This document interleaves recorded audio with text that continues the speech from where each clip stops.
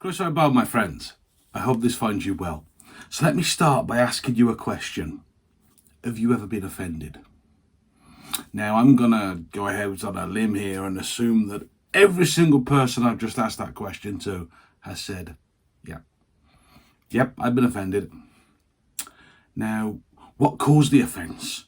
Was it something someone else has said to us, or maybe it was something we heard? Maybe somebody told a derogatory joke about a certain group and you thought, actually, you know what, that's not right, that offends me. Maybe it's something someone didn't say to us. We could be offended, of course, because we don't feel appreciated. Or it's what others did to us. Or maybe even what they didn't do for us when we felt like they owed us. So, here's a follow-up question, 2 for 1. Who of you is on social media?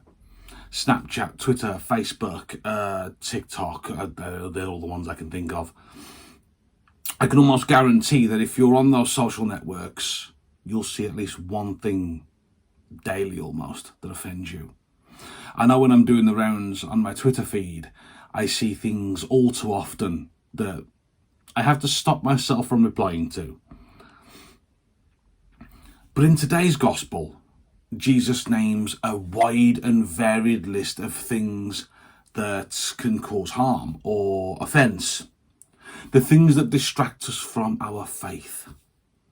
He also suggests that what one person does can lead others to blindly follow without taking the time to think about the consequences of what it is they're doing. How right is that? The Pharisees were offended because not only did this particular teaching go against their rather legalistic rules, but Jesus also suggested that they were encouraging people to follow them blindly, just because of their class, their prestige, what they represent.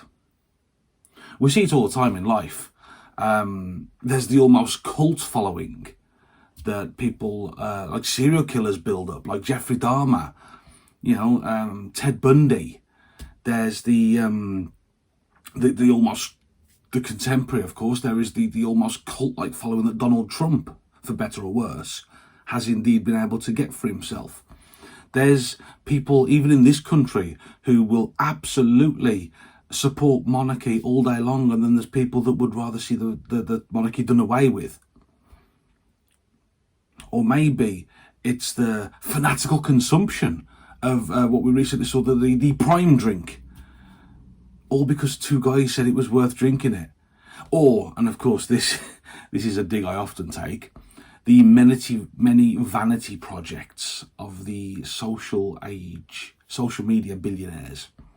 Those that instead of curing world hunger would rather fly to Mars.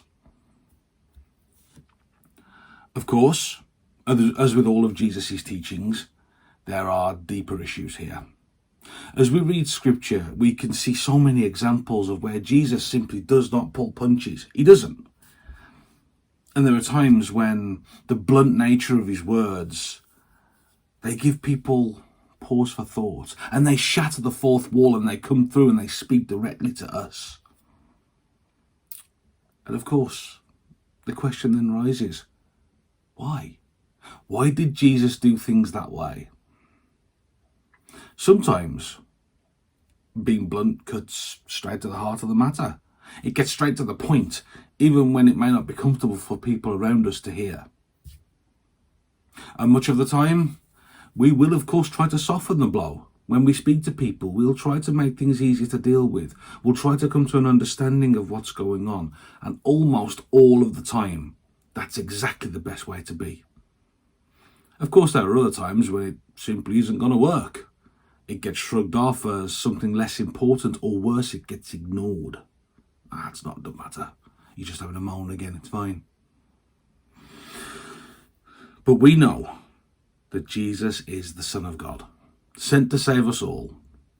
So if his words offend us, then maybe we need to take a good long look in the mirror and ask ourselves, why am I offended? What aspect of my life has Jesus dragged into the light here that I don't want to be seen?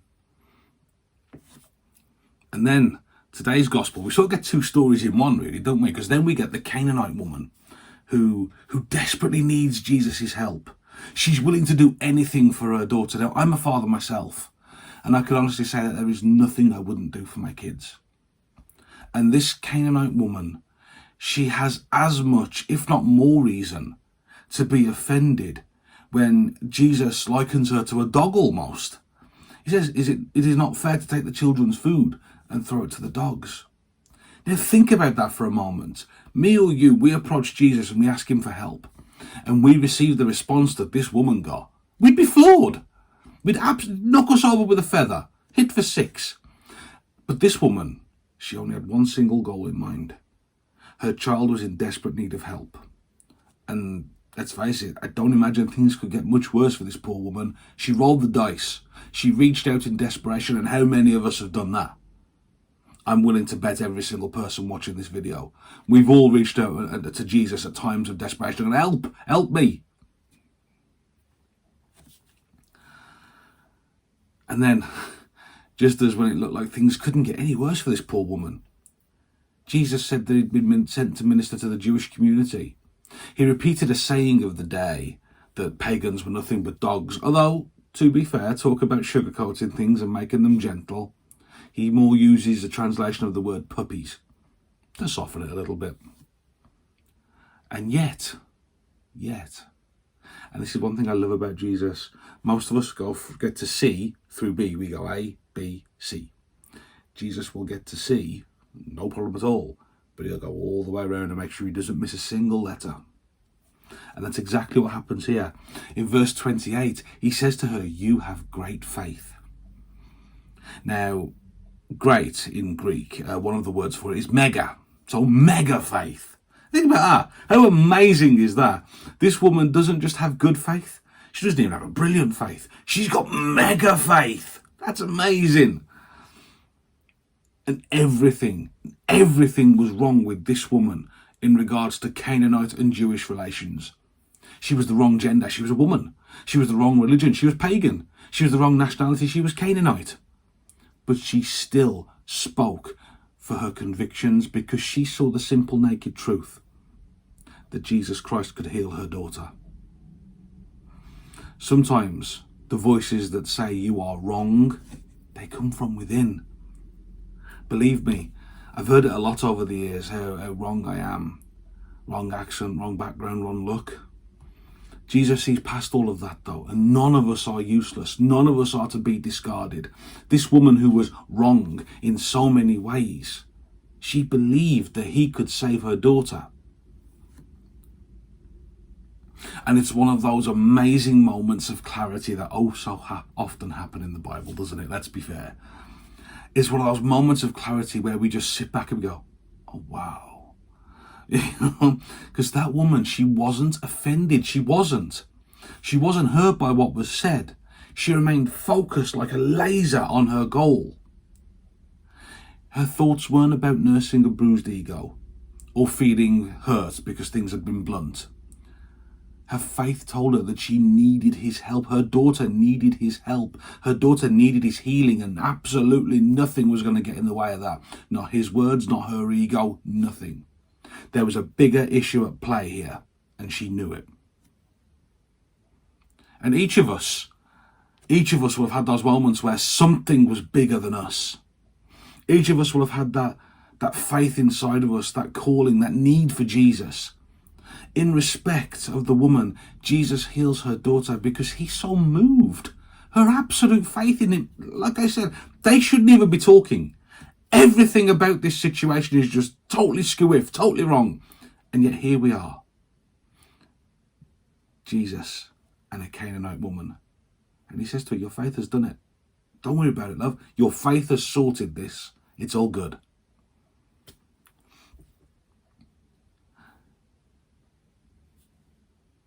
The two aspects of today's gospel, they're very much opposed, aren't they? The Pharisees on one hand, they immediately see an insult, they take it to heart, they get on their horses, they ride to battle, however you want to put this. Straight away, they hear things and things kick off.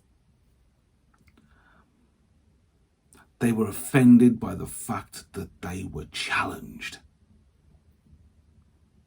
And yet, there was a woman who knew that things bigger than her station, bigger than her nationality, bigger than her religion were at stake here. Her daughter's life. And so she dives in head first and has a reasoned, thought out conversation with Christ, even when he tries to put a bit of distance between them. These two stories, my friends, they deliberately move us out of our comfort zones. They force us to look deep inside of us and say, how do we react to the situations around us? Are we like the Pharisees? And do we immediately go on the defensive? Or are we more like the woman, the Canaanite woman, who considers the situation before she reacts and who stays focused on the goal, focused on the thing that's bigger than her? She lays down her own ego. She lays down her own need for respect, because there's something bigger at play here. And my brothers and sisters, it's so easy, especially today, to take offense. It's so easy to write a situation off and walk away. I would urge you, though, be like the Canaanite woman. Take a calm approach. Let the faith that you have in Jesus guide you, because we never know what doors that can open. We never know. When we're dealing with someone who might be a bit rough around the edges, if we go in like the Canaanite woman, who knows what pearls we may find in there. Believe me, it's happened. And if we let those doors be opened by our faith in Jesus, we never know that those doors that could possibly have remained closed had we let ourselves become offended. Brothers and sisters, lay down your ego. Lay down the need to be right, which society tells us we have to have these days. Remember the gospel. Remember the Canaanite woman. There was something bigger than her at play here. There was something bigger than her ego. The Pharisees couldn't see past that. The Pharisees, they fell into that trap. They needed to be right. And that was the end of it. My friends, you don't always need to be right. And even when we're not, let's just be like the Canaanite woman and trust in Jesus. God bless, my friends, and take care.